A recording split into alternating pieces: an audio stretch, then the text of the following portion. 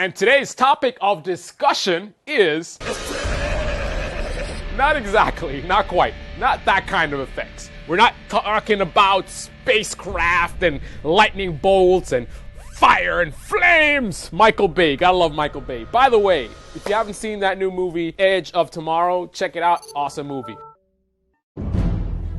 With options, your entire strategy is based. So in this video, I'm going to teach you everything you need to know about FX or forex. This is your FX primer. And here on this channel, we keep it easy, fun, and fast. Might bring a smile to your face, actually enjoy the learning process, and yet you're able to understand something that was previously complex now seems simple. Let's talk about FX, maybe. Let's talk about you and me. Let's talk about all the good things and all the bad things, like leverage. Well, we'll talk about leverage. That's a double-edged sword. It's both a positive, it's a blessing, and a curse. Stay tuned to find out why. Promise not to sing anymore in this video? Well, I can't promise that. Forex. So let's go ahead and Forex. And then also known as FX, Foxtrot X-ray. So what is FX all about? I'm going to surprise you right now. I'm going to let you know that you are actually probably already an FX trader. Because if you've ever gone to the bank to trade your currency, let's say you're going to Italy, very beautiful country, highly recommend it. You're going to go to Italy, you want to change your US dollars. If you're coming from America, you want to change US dollars to euros to go to Italy. Well, guess what?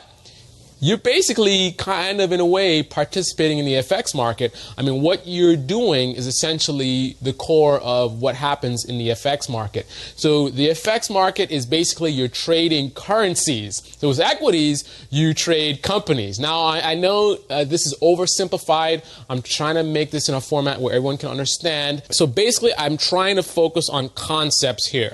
So you think about equities as you're trading companies. You get shares of ownership in a company.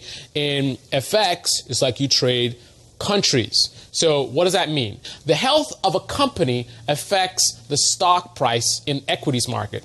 The health of a country's economy affects the value of its currency, and therefore that's going to affect your exchange rates, and that's going to affect your FX trading. But essentially, again, with FX, you're trading currencies. So typically, when you look at a quote, when you look at an FX quote, you're going to see two currencies, because with trading of currencies, obviously you're going from one currency to the next. You change your US dollars to euros, so there's euro on one side and there's US dollars on the other side. So let's look at a currency pair right now. So let's say we wanted to trade we want to get euros.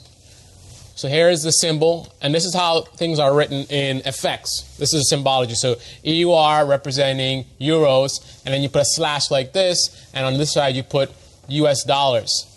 So this is fundamental to your understanding of what FX is all about, is to understand the way that it is looked at in terms of pairs. So this is what's called a currency pair. Now, the way you interpret this is essentially what you want here is you want euros.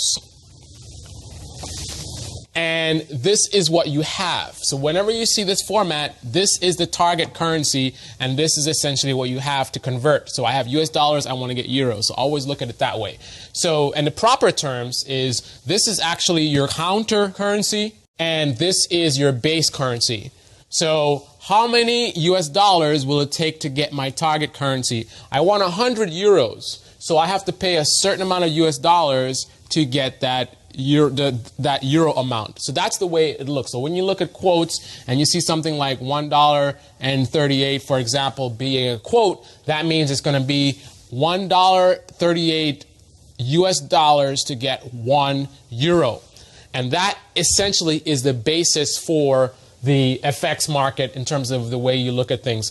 Now, before we get into more details, I want to break down some of what the FX market is all about. So what are the details in the FX market, especially in contrast to the equities market? So let's go ahead. I'm going to put some notes on this board, and then we're going to go through them one by one.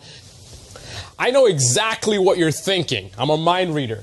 You're looking at this and you're saying, that looks like an eye, that looks like an open mouth, and that looks like some kind of teardrop. But you're wrong. This is actually my best representation of a globe representing the Earth, planet Earth, because forex is international. You're trading currencies all over the world.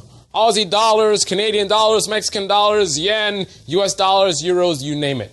But let's go through the basics here. So first of all, where can you trade FX? So FX, unlike with equities, it's one market. You don't have New York Stock Exchange, NASDAQ, and all this kind of stuff. It's just one market. And that also means that instead of looking at, let's say, New York Stock Exchange, 2,800 stocks listed on that exchange, here you're mostly looking at what we call majors. The majors are the major currency pairs. Remember, FX is all about currency pairs because it's all about exchanges, right? You're exchanging from one currency to another. So in order to have something to trade, you need two currencies.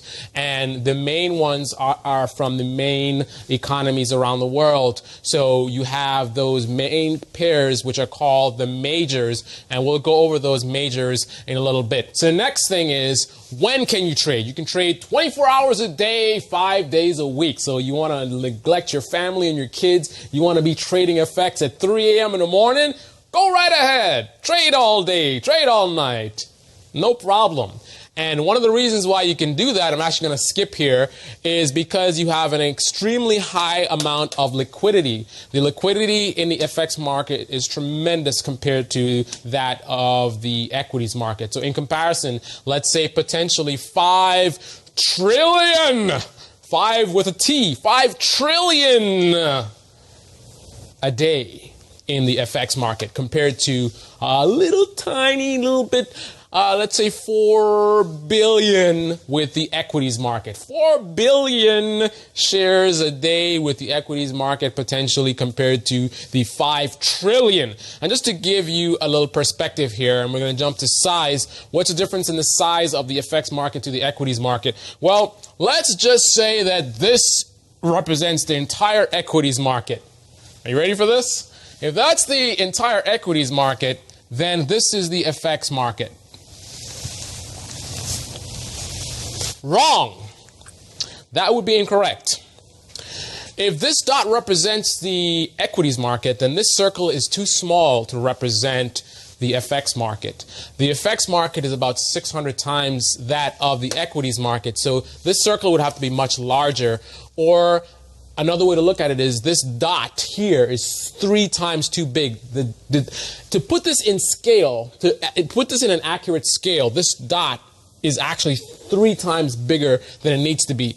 And the way I can determine that is because I know that on this board, I can only draw about 220 dots. In order for me to properly do this to scale, I would need to draw 600 dots. So that tells me right there that this dot is way too big to represent the scale. Another way to look at it, just to give you a little something so you can understand the scale of what we're talking about here, is if this is your loudmouth 3-year-old, let me give him a head instead of a dot for a head. That's better. There you go. If that's your 3-year-old representing the equities market, then this tall building represents the New World Trade Center, which is built to a height of 1,776 feet. So if this was the equities market, then this is the FX market in comparison as far as scale. Now, obviously, this 3-year-old is actually a giant. That's actually not a good representation. If you're talking about scale, it'd have to be much smaller. But the point is, you know the difference between a 3-year-old child and the World Trade Center, so you can understand the scale between the two markets. So now let's talk about costs. The cost with the FX market is much lower than that of equities. Equities, you have these huge commissions and all this kind of stuff. You don't pay as much when you're trading FX, so it's much cheaper than equities. As far as risks, well, your biggest risk with FX is potentially going to be the leverage, the blessing and the curse of FX. You can command a tremendous amount of leverage in the FX market. Now, let's say in the equities market, maybe you have like a 50% margin account set up where, you can actually put in, let's say you put in $500 and you actually have $1,000 of buying power. If that's the case in equities, then here with the FX market, you could look at something like 100 to 1. up to 100 to 1. Now, it depends on which institution you're trading with and some other factors, but leverage can be that high, 100 to 1. That means you can multiply your money tremendously. In terms of buying power, we're not talking about actual cash in your account, but in terms of actual buying power, which is the money that you're able to trade with within certain limitations. You may have a minimum margin requirement. So, for example, let's say on $1,000 cash in your account, based on your margin requirements, maybe you have to maintain a minimum of $200 balance on your account. So that's just for example. That $1,000 could be translated to $10,000 in actual buying power, where you can actually trade, and not 10,000, but you still have that limitation of that minimum margin requirement. So let's just say you can trade up to $10,000 minus that $200. Now, don't take these literally. I just want you to understand the concepts, get the basic idea of how this works. The basic concepts are there. For the details, we'll need to get a little bit more advanced than this particular video is. But that is one of the big advantages with FX is you have huge amounts of leverage, and you need it because unlike with equities where you have these massive fluctuations in prices, the movements here are very, very small. In fact, the movements here are actually, the way we look at movement here is in pips, which is percentage in point. So with the percentage in point, depending on the currency pair, you're looking at a fourth decimal place movement, for example. So let's say we have like $1.38.6 and then 2 representing the pip. So when this goes up to 3, goes up to 4, goes down to 1, goes down to 0, that would be your pip movement depending on the currency that you're actually referring to. So when you're looking at price movements in the FX market, you're looking at very, very small and subtle changes. Therefore, you actually need to command a high level of buying power. You need to be trading a huge amount of currencies to actually make something profitable.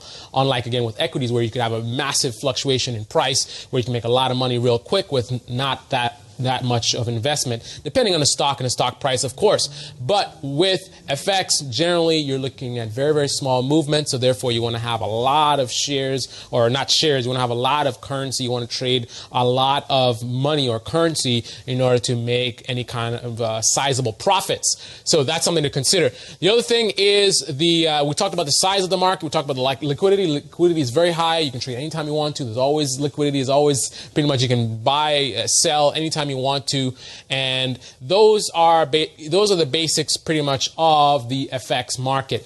So we're going to go into a little bit more details in part 2 of this video, but I think pretty much we've covered all the basics, all the things that you need to know about FX. But you're probably wondering things like, how do I trade currencies that I don't own? Like I have US dollars in my account and I want to trade a currency that doesn't have a currency pair that doesn't have any US dollars in it. How does that work exactly? You can find out that in part 2 of this video. This video is just, again, a primer, an introduction into the market so you can understand exactly what FX is and the lingo doesn't confuse you anymore. And now you are an FX expert. You know everything you need to know about FX, at least to start.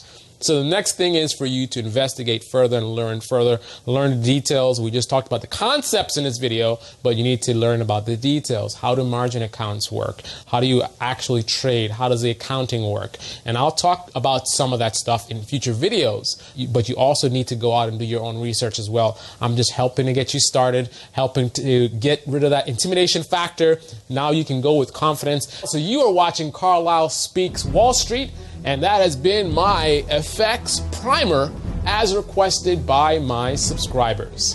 Thank you for watching. Have a great day. Don't forget to thumbs up the video, share it, and subscribe if you haven't subscribed already. What are you waiting for? What are you waiting for? Go ahead and subscribe. Thanks for watching. You're thinking this sounds an awful lot like swaps. Well, swaps or interest rate swaps is something different. You can actually click on that box and there's going to be a little line that's going to show up, and you can click and drag it, and as you drag it up and down the price scale, you're going to see the price change. So that's instead of entering manually a limit price, you can enter it that way. And of course, you'll see on this range, it'll be like, let's say $2 here, $3. It wouldn't really go that high, but just to give an example. So